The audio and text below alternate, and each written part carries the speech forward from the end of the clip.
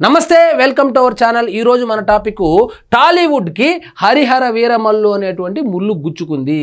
దాన్ని తీయలేక అట్లే పెట్టుకుంటే నొప్పిగా కూడా ఉంది।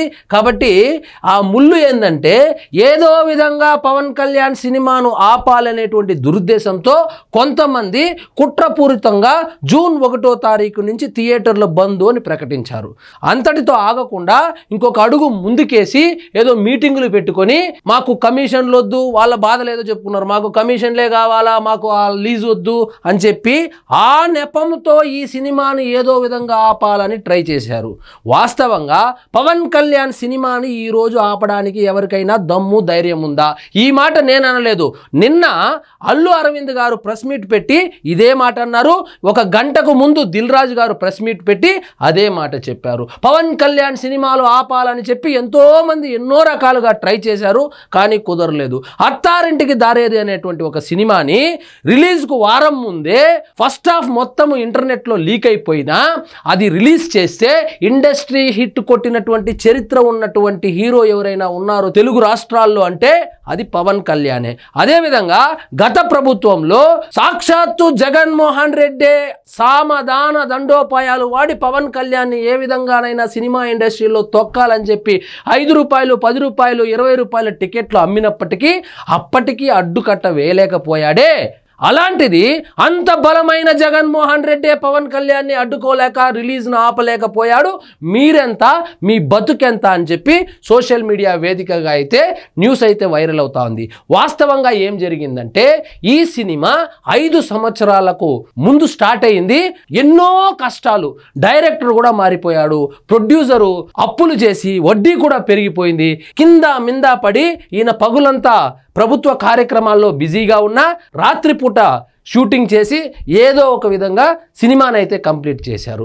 దీన్ని అదునుగా చూసుకున్నటువంటి ఆ నలుగురు ఎవరో ఇంకా ప్రపంచమంతా తెలిసిందే। ఆ నలుగురు తక్కువ మొత్తంలో ఇచ్చి ఈ సినిమాని కొట్టేద్దాము, ఎందుకంటే నిర్మాత ఏఎం రత్నము ఆర్థిక ఇబ్బందులు ఎదుర్కొంటున్నాడు కాబట్టి మనం కొంచెము ధమ్కి ఇస్తే సినిమాను తక్కువ రేటుకి అమ్మేస్తాడనే ఉద్దేశంతో వాళ్ళు ప్లాన్ అయితే వేశారు।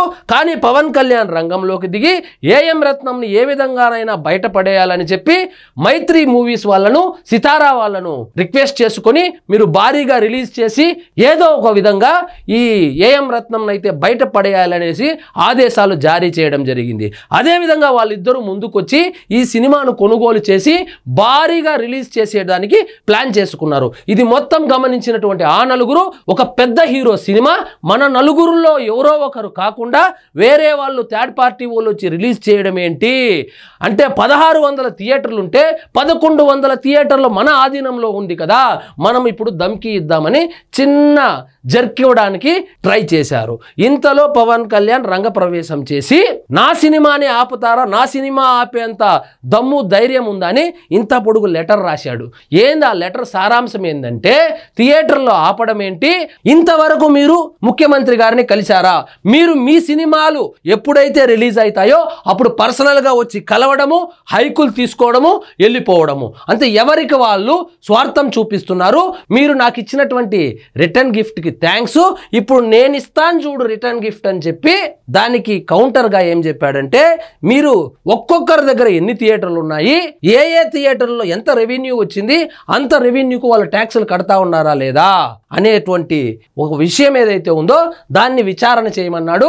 అదేవిధంగా థియేటర్లకు సంబంధించి తినుబండారాలు, పార్కింగు, అక్కడ లోపల జరిగేటువంటి కార్యక్రమాలు, అడ్వర్టైజ్మెంటు, వీటికి సంబంధించి ఎంతెంత వసూలు చేస్తూ ఉన్నారు, ఎవరెవరు ఆ నలుగురు ఎవరు, నా సినిమాకే ఇంత ఇబ్బంది పెడితే ఎవరైనా చిన్న సినిమా చేసినటువంటి వాళ్ళ పరిస్థితి ఏంది అన్నట్టు ఒక విచారణకైతే ఆదేశాలు జారీ చేశారు।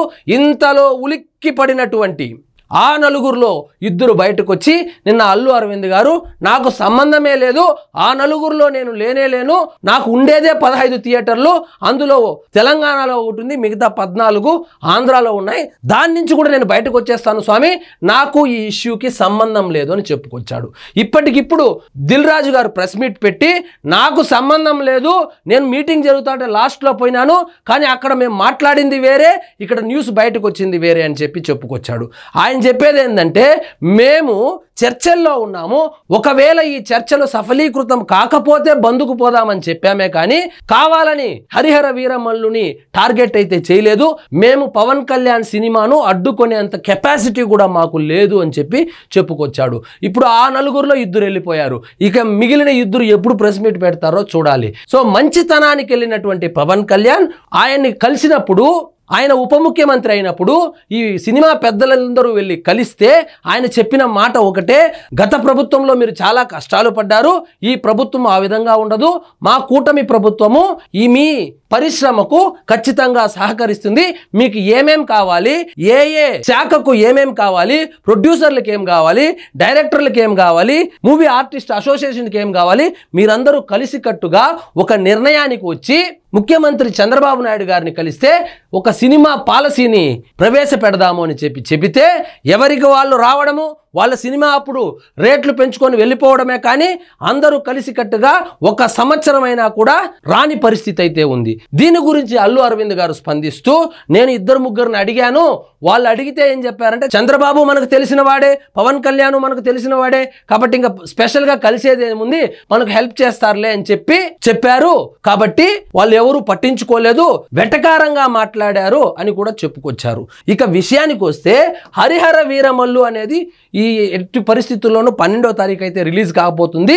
దీని మీద దిల్ రాజు గారు ఏం చెప్తున్నారు, అది జరిగిన ఇష్యూ వేరే, దాన్ని హరిహర వీరమల్లుకు ముడిపెడుతూ కొంతమంది థియేటర్ ఓనర్లు చేసినటువంటి గొడవే కానీ, చేసినటువంటి ప్రచారమే కానీ ఇందులో నిజం లేదు అని చెప్పుకొచ్చారు. ఎప్పుడైతే పవన్ కళ్యాణ్ ఆఫీస్ నుంచి ఇంత పెద్ద లెటర్ వచ్చిందో, బొక్కల్లో నుంచి ఎలుకలు బయటకు వచ్చినట్లు ఒకరొకరు బయటకు వచ్చి ప్రొడ్యూసర్స్ కౌన్సిల్ బయటకు వస్తుంది, అసలు స్ట్రైక్ అనే మేము చెప్పలేదంటారు. ఆ నలుగురు బయటకు వస్తారు, ఆ నలుగురిలో మేము లేదు, మాకు సంబంధమే లేదంటారు. ఇక సింగిల్ థియేటర్ యాజమాన్యులు అయితే మాకు ఏం ప్రాబ్లమే లేదు, మేమెందుకు స్ట్రైక్ చేస్తాము, చేస్తే గీస్తే మేము కదా స్ట్రైక్ చేయాలి, వాళ్ళు లీజుకు తీసుకున్న వాళ్ళు అసలు ఓనర్లు కాదు, వాళ్ళు లీజుకు తీసుకున్నటువంటి వాళ్ళు. సో వాళ్లకు కష్టం ఉంటే నష్టం ఉంటే లీజు రద్దు చేసుకోమనండి. లీజు రద్దు చేసుకోకుండా నిజంగా కష్టాల్లో నడపడానికి వాళ్ళేమి సత్య హరిశ్చంద్రులు కాదు కదా. కాబట్టి వాళ్లకు నష్టం ఉంటే లీజ్ క్యాన్సిల్ చేసుకొని వెళ్ళిపోవచ్చు అనేటువంటి విషయాన్ని కూడా ప్రస్తావనలోకి తీసుకొని వస్తే ఇప్పుడు ఒక్కొక్కరుగా భయపడుతూ బంధు లేదు ఏమీ లేదు, తుచ్ హరిహర వీరమల్లు సినిమా అయితే రిలీజ్ అవుతుంది అని చెప్పి ప్రకటనలు అయితే చేస్తున్నారు. మంచివాడు అవకాశం ఇస్తే మంచిగా వాడుకోవాలి, దాన్ని వక్రీకరిస్తూ ఆ మంచివాడినే ఏదో చేద్దామని పోతే ముళ్ళు ఒళ్ళంతా గుచ్చుకుంటుంది. అదే జరిగింది. సో ఒక ముఖ్యమంత్రి 151 సీట్లు ఉన్నటువంటి ఎమ్మెల్యేలు ఉన్నటువంటి ఒక ముఖ్యమంత్రి, 30 మంది ఎంపీలు ఉన్నటువంటి ఒక పార్టీని నడుపుతున్నటువంటి ఒక పార్టీ అధ్యక్షుడు, ఆంధ్రప్రదేశ్లో అతి బలవంతుడుగా చెప్పబడేటువంటి జగన్మోహన్ రెడ్డి పవన్ కళ్యాణ్ సినిమాను ఆపలేకపోయాడు. ఆ నలుగురు ఏదో ఒక 10 థియేటర్లు లీజుకు తీసుకున్న వాళ్ళు ఇప్పుడు ఆ నలుగురు కూడా కాదు, ఆ 10 మంది అంట, మొత్తం ఈ వ్యవస్థ మొత్తం 10 మంది చేతుల్లోకి వెళ్ళిపోయిందని నిన్న సాక్షాత్తు అల్లు అరవింద్ గారే చెప్పారు. ఆ 10 మంది పవన్ కళ్యాణ్ సినిమాను ఆపేస్తాము అనేటువంటి దుస్సాహసానికి ఏదైతే ఒడిగట్టారో అది అట్టర్ ఫ్లాప్ అయింది. సినిమా హిట్ అవుతుందా ఫ్లాప్ అవుతుందా పక్కన పెడితే వీళ్ళ ప్రణాళిక మాత్రము అట్టర్ ఫ్లాప్ అయింది. అట్టర్ ఫ్లాప్ అవడంతో పాటు మొత్తానికి బురదలో ఇరుక్కున్నారు. ఇప్పుడు మంచితనం పనికిరాదు, వీళ్ళకు రేవంత్ రెడ్డి లాగానో లేదా జగన్మోహన్ రెడ్డి లాగానో బిహేవ్ చేయాలి కానీ ఇలా మంచిగా వాళ్ళు వచ్చి అడిగినప్పుడంతా వాళ్లకు టికెట్ హైక్లు ఇచ్చుకుంటూ, బెనిఫిట్ షోలకు పర్మిషన్లు ఇచ్చుకుంటూ, అనవసరంగా అధికారులు కోర్టుకు వెళ్ళి వివరణ ఇచ్చుకుంటూ చేస్తూ ఉంటే వీళ్ళు బలిసి కొట్టుకుంటున్నారు. కాబట్టి వీళ్ళకు వాళ్ళే కరెక్టు అని చెప్పడము. ఇక మీదట ఎవరైనా సినిమా తీస్తే, సినిమా హైక్ కావాలన్నా, బెనిఫిట్ షోస్ కావాలన్నా ఒకరు కాదు, ఆ సినిమాకు సంబంధించిన ప్రొడ్యూసరో హీరో కాదు, ఆ సినిమా ఇండస్ట్రీ మొత్తం కలిసి కట్టుగా వచ్చి మమ్మల్ని అడిగితేనే మేము పర్మిషన్స్ ఇస్తాము, లేదంటే ఇవ్వము అని చెప్పి తేల్చి చెప్పేశారు. సో ఇంకొకటి ఏంటంటే వీళ్ళు చేసిన పనికి తినే అన్నంలో మట్టేసుకున్నట్లయింది. మరి చూద్దాం ఈ గొడవ ఎక్కడి వరకు వెళ్తుందో. ఆల్రెడీ సద్దుమణిగినట్లే ఉంది. ఇద్దరు వచ్చి ఎక్స్ప్లెనేషన్ ఇచ్చారు. సినిమా అయితే 12వ తారీఖు రిలీజ్ అయ్యే అవకాశాలు పుష్కలంగా కనబడతా ఉంది. సో ఏఎం రత్నం గారిని అడ్డుకుంటారా? మీరు డ్రాయర్లు వేసుకోక ముందే పాన్ ఇండియా సినిమాలు తీశారు. మీరు ముక్కులో సీమిడి కార్చుకుంటా ఉన్నప్పుడే ఆయన భారతీయుడు అనే సినిమా చేశాడు. మీరు ఇసుకలో గోళీకాయలు ఆడుకునేటప్పుడే ఆయన ఒకే ఒక్కడు అనేటువంటి పాన్ ఇండియా సినిమా తీశాడు. అలాంటి ప్రొడ్యూసరు మీలాంటి సినిమాలు కాదు, ఆయన సమాజానికి ఉపయోగపడే సినిమాలు తీసినటువంటి ఒక వ్యక్తిని ఈ విధంగా ఇబ్బంది పెట్టాలనుకుంటారా? ఆయన ఈరోజు కష్టకాలంలో ఉండి ఉండవచ్చు కాక ఒకప్పుడు వెలిగినటువంటి ప్రొడ్యూసరు. కావాలంటే గూగుల్లో వెళ్ళి సెర్చ్ చేసుకోండి. మీలాగా వ్యాపారాలు రియల్ ఎస్టేట్లో డబ్బులు లేదా ఇతర రంగాల్లో డబ్బులు సంపాదించుకొని వచ్చి ఆయన సినిమాలు తీయలేదు. ఆయన ప్యాషన్తో సినిమాలు తీశాడు. ఒక భారతీయుడు కావచ్చు, ఒకే ఒక్కడు కావచ్చు, ఒక ప్రేమికుల రోజు కావచ్చు, ఇలా చెప్పుకుంటూ పోతే కర్తవ్యం కావచ్చు. అలాంటి బ్రహ్మాండమైన పాన్ ఇండియా సినిమాలు తీసినటువంటి ఒక ప్రొడ్యూసర్కి ఇచ్చే మర్యాద ఇదా? ఆయన కష్టకాలంలో ఉన్నాడు. ఒకప్పుడు ఖుషి అనేటువంటి సూపర్ హిట్ సినిమా ఇచ్చాడని ఆయన ఆర్థిక ఇబ్బందుల్లో ఉంటే ఆయన్ని కాపాడుకోవాలనే ఉద్దేశంతో సినిమా తీస్తే మీరు వ్యాపార కోణంలో చూస్తూ ఆయన్ని ఏ విధంగానైనా ఇబ్బంది పెట్టాలని చూడడము ఎంత మాత్రం సమంజసం కాదు. సో ఇక మీదట ఆంధ్రప్రదేశ్లో కూడా మీ ఆటలు చెల్లవు. ఎలాగో ఇక్కడ తెలంగాణలో మీ ఆటలు చెల్లవని తెలిసిపోయింది. బెనిఫిట్ షోలు కూడా లేకుండా చేసుకున్నారు. ఇప్పుడు ఆంధ్రప్రదేశ్లో కూడా లేకుండా చేసుకుంటారు. దానికి కారణము అత్యుత్సాహము. సో తక్కువ రేటుకి ఈ సినిమాను కొట్టేసి ఎక్కువ థియేటర్లలో వేసుకొని డబ్బులు చేసుకుందామనేటువంటి ఒక దురాలోచన ఇంతవరకు తీసుకొచ్చింది. సో చూద్దాం మరి ఏం జరుగుతుందో. ఆ నలుగురు ఎవరు అని మీరు అనుకుంటున్నారు.